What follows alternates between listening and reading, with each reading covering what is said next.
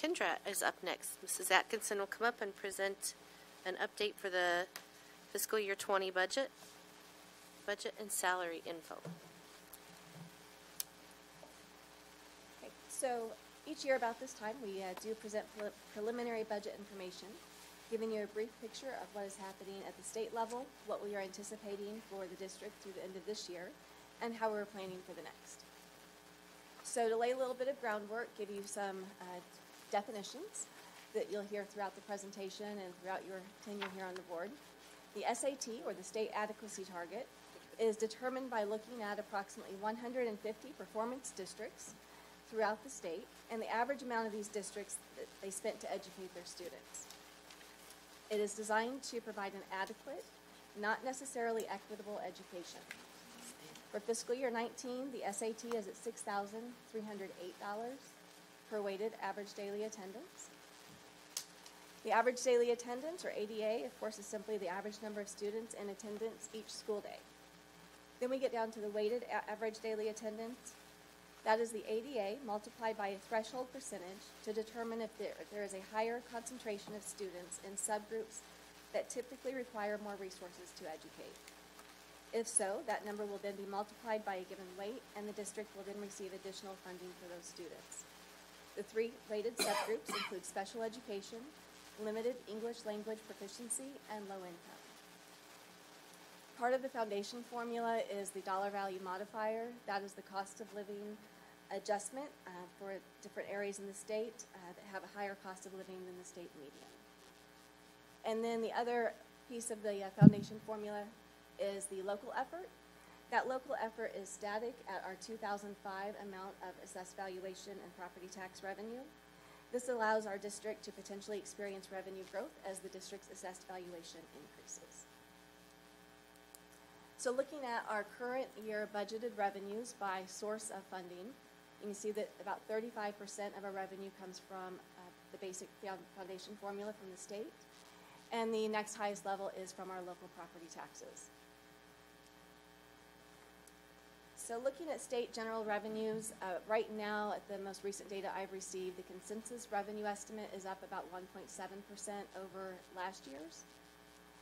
However, general revenue collections overall are down 5%. This data was as of the end of March. Individual income tax collections are down 8%. That's an important figure because the majority of our state general revenue is from individual income taxes as opposed to sales and corporate income tax. So House Bill 2 is what provides funding for the Department of Education. So the governor is currently recommending a $61 million increase. That increase would basically fully fund the formula for next year. And to do that, the SAT, the state adequacy target, would be at $6,375 per weighted ADA. However, at this time, we have not heard any recommendation from the House or the Senate, hence the question marks on my slide. So hopefully as we move forward in the coming weeks, we should be starting to get some more information in order to more accurately create our budget for next year and make some decisions. So looking at local property taxes, we calculate that by taking the assessed valuation times the tax rate times the historical collection rate to equal the budgeted property taxes for next year. I'm currently looking at just under $419 million in assessed valuation. That was the figure as of December 31st. Assuming that figure will probably adjust by the time I'll get another estimate from Dr. Groh, sorry. However, right now we're looking at an approximate revenue increase of $395,000. And this is just a trend of our local property tax growth over the last few years. Okay, so Proposition C is the 1% statewide sales tax that was passed in 1982, and it's collected on a statewide basis and then distributed locally. It is based on prior year weighted average daily attendance.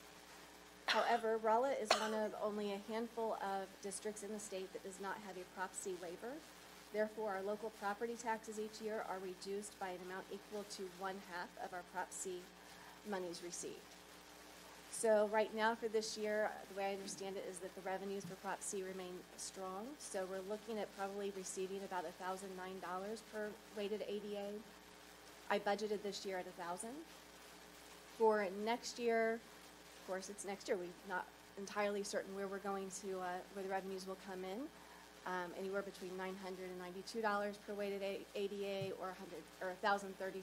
So right now for tonight's discussion, I've used $1,009 per weighted ADA, which results in $68,300 in revenue increase. And again, just our trend data for Proposition C revenue. And just going back to the foundation formula, again, that was most recent formula approved in 2005. The SAT determined by the performance districts, and the calculation is weighted average daily attendance times the SAT times the dollar value modifier less our 2005 amount of local effort to equal our state funding. And this is just a look back at the SAT over the years. It is recalculated every 2 years.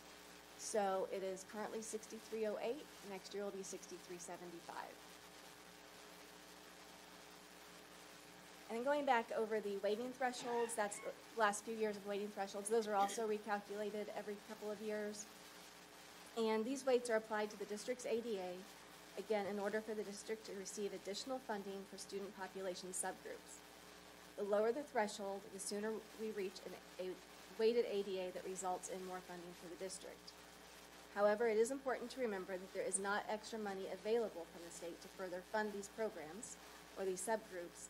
The amount of state revenue available to all districts on a statewide basis is the same regardless of how it is allocated. So the foundation formula trend over the last few years. And then just to kind of recap the revenue sources, the major revenue sources we've been looking at tonight. The total increase in revenue is anywhere between $645,000 to $925,000, with the only factor in there is the change in the SATs. The $645,000 is based on an SAT of 6308, all the way up to 6375, resulting in $925,000. At this point in time, given what we know about our state revenue collections, we're more inclined to budget for next year at $6,308.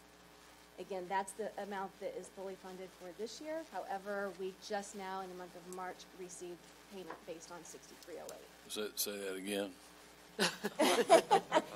We just now, in March of this year, so last month, received a fully funded payment of $6,308.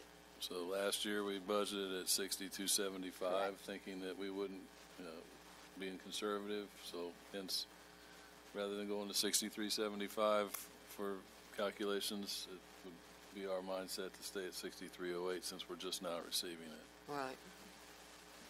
So they go back and pick up the previous amounts So once based it, on 6308? I believe that's how the calculation works. Is that correct? That once it's fully funded at 6308, it somehow Yes. evens out for the entire school year? Yes, and to go back to that thresholds too, just like with early childhood, when the formula was fully funded, it called for districts that early childhood programming to receive ADA on those students in pre-K. We didn't qualify for that. However, that further slices that pie. That pie is not bigger. It just further slices the pie. So it's counterintuitive. You think it's really great when the thresholds increase, but what it does, it allows other people to call for that those formula dollars. So hence we've been real, and I feel bad for you, Shannon, because there's a lot of terminology, a whole lot of terminology. Yeah. Before we get out. Wait. She's pretty savvy. I think she'll pass. Yeah, well, yeah.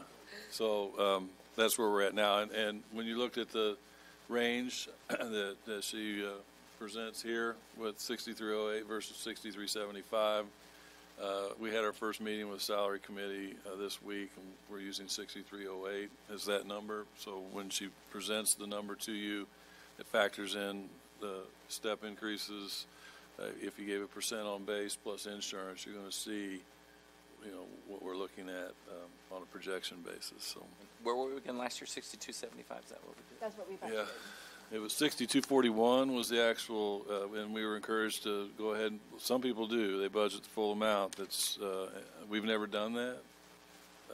Being a little skeptical and worried about withholds at the end of the year. But the other danger is at the end of the year, if there is money, then it comes to us in a sum that we can't do anything with because we can do it with the next year, but it's not at a point where you can really accurately detect what salary and benefit amounts you can project and give, which is why we have the balances we have to make sure we offset those wild fluctuations. So a couple of questions.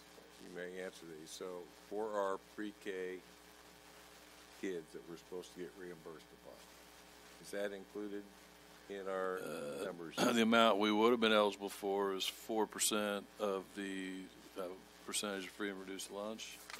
However, we don't go enough time with our students to qualify for that, so it would have been about 72 students, I think, who would have been eligible on the formula, but we need to go more time. How much more time? I don't remember that off the top of my head. Was not very much.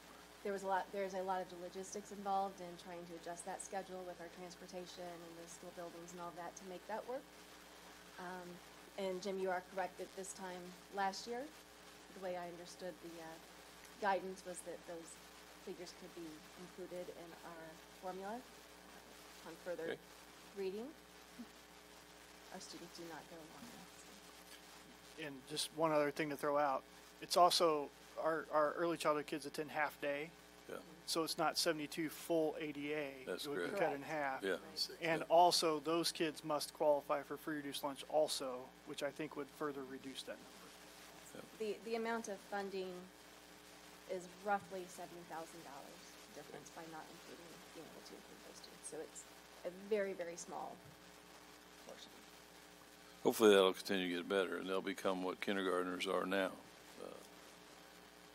It's good that it's in the conversation, and fortuitous that we started. I mean, it looked good in the beginning, but our program is successful. It's hard to change that now, given that the cooperation has to occur with the other schools that we participate with. That schedule would alter considerably. And then my other question has to do with the property tax and whether or not any tip contribution is included in that line item. It is. Okay.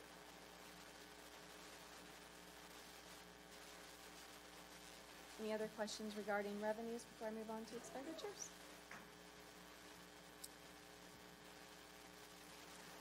Okay. Operating expenditures budgeted for this year, just under 80%, which is standard for about every year, go towards salaries and benefits. So that's where we're going to spend our time this evening focusing on for expenditures. So movement on the salary schedule is about $398,000. For every percentage increase to the base is $299,800.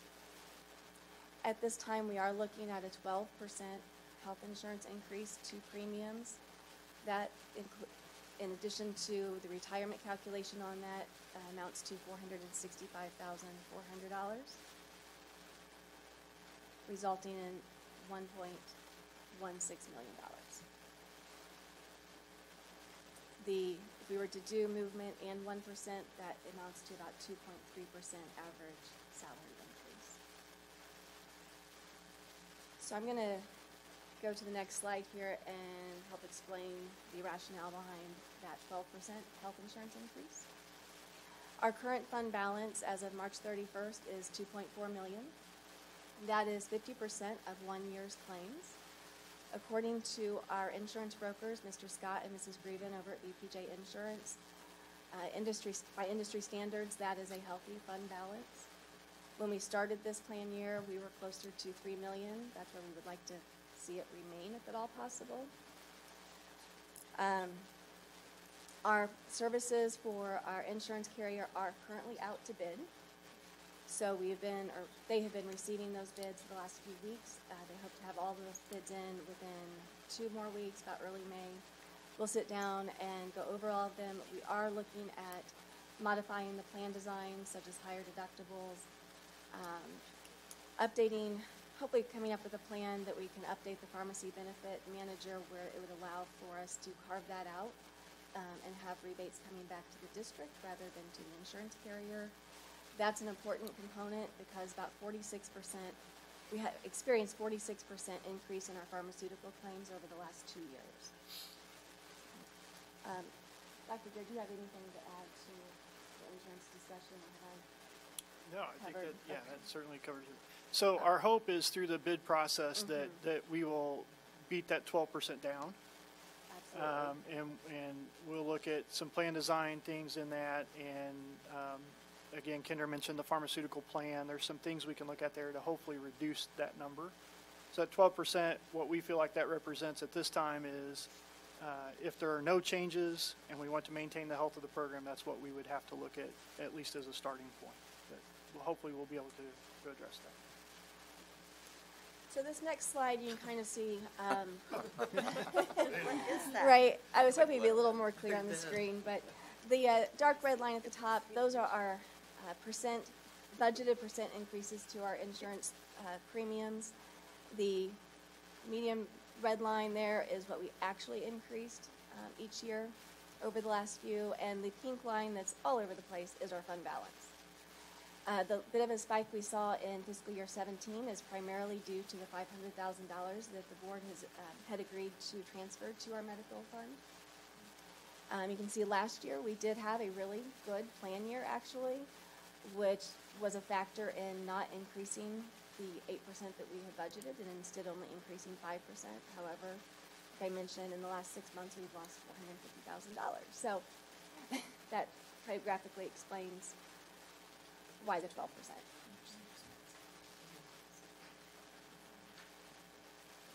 So looking at budgeted operating balances, last year we ended up with a 32.83% fund balance. Again, the floor is 17%. That would be the amount required to pay our obligations for 2 to 3 months, given no state and other funding.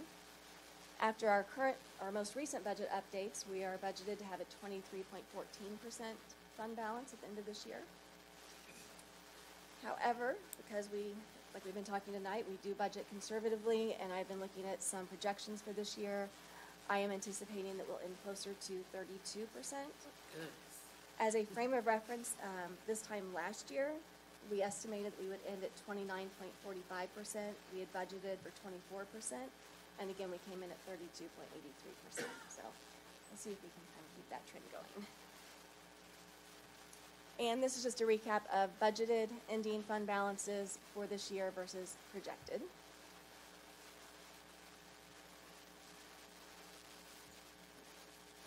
And going out a couple of years, again, just starting with projected ending fund balance for this year, and then assuming a 1% increase to the base, and then anywhere from 2 to 5% increases for revenues and expenditures. We would look at next year ending at 25.3% and the following at 17.66%.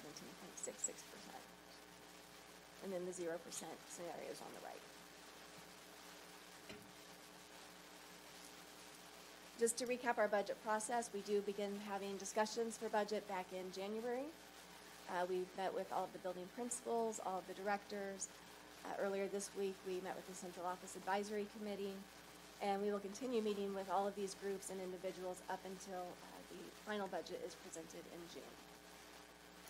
And for the budget development, the board approved the supply, textbook, and equipment budget back on January 17th. Here in a few moments, you'll hear from Dr. Dare with the building and grounds budget that I will ask for your approval. Next board meeting, May 2nd, we will come to you with a salary recommendation for fiscal year 20, and then on June 7th, I will present the final fiscal year 20 budget. Are there any questions?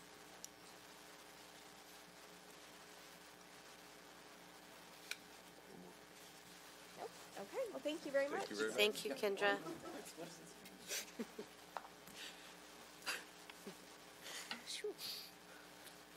Yeah. So there is no transfer this year into the insurance fund like last year. And you heard that hopefully we'll get the 12% down through further analysis and bidding. And then just looking at that amount, that 1.16 is more than the projected revenue increase that we would receive from 6308 to 6375 by a couple $100,000. We typically have passed a deficit spend budget, which is what we've done, knowing that we would draw the balances down, but we've not drawn the balances down. Hence Jim's question to me every year about can we get closer on both, to which my answer is we don't know what we're going to get from the state again this year. Sounds like a broken record, so we're going to budget conservatively, and that's just kind of what we've done to try to offset the unknown, which is what we will, when the General Assembly ends their work, we will already have had our salary recommendations to you and to commit to staff for next year. So while the governor wants to fully fund the formula, we appreciate what's been done in the past. We just kind of fund for the uncertainty, which is why those balances are the way they are. So.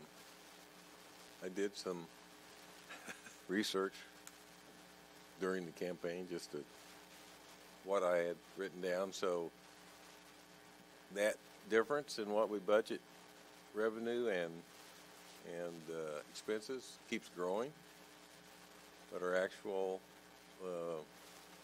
at the end of the year does not. It's kind of staying kind of constant. We're kind of spending what we bring in. Correct. Although that revenue and expense has widened quite a bit over the time I've been on the board. So I'll share that sheet with you sometime so you can see it. So what I'm trying to say, it doesn't concern me because you do a good job in spending the money that we receive. So. I would be interested in seeing that as well. I've looked into it quite a bit this year to try to figure out, not necessarily change it, but just try to understand where it is that we're budgeting so high in certain areas. I'm just looking at the bottom line. Yeah. We received the Camdenton salary survey information from those 26 schools that we compete against for staff, which is Camdenton does that survey for us. It's schools of like size up and down 44. All of our conference schools up to Columbia, Jeff City, West Plains. We're still 1, 2, and 3 in all categories except for first-year teachers, which we're not really far out of first place for first-year teachers. You can be 250 to 500 less than another school and be number 16. We're holding consistent with where we've been before. We've shared that data with the committee too, because one of your goals as part of the school strategic plan is to attract and retain staff. So when 80% of our budget's people, we pay our people well, and that allows us to do just that. So we'll work to maintain that with them as well. The other point on your presentation, I didn't comment, but the 32.29% you're projecting now is encouraging based upon even last year. So I know things will become more clear as we go forward in the rest of the year. So hopefully that continues to improve. Anything else for Kindra? Good job. Thank you.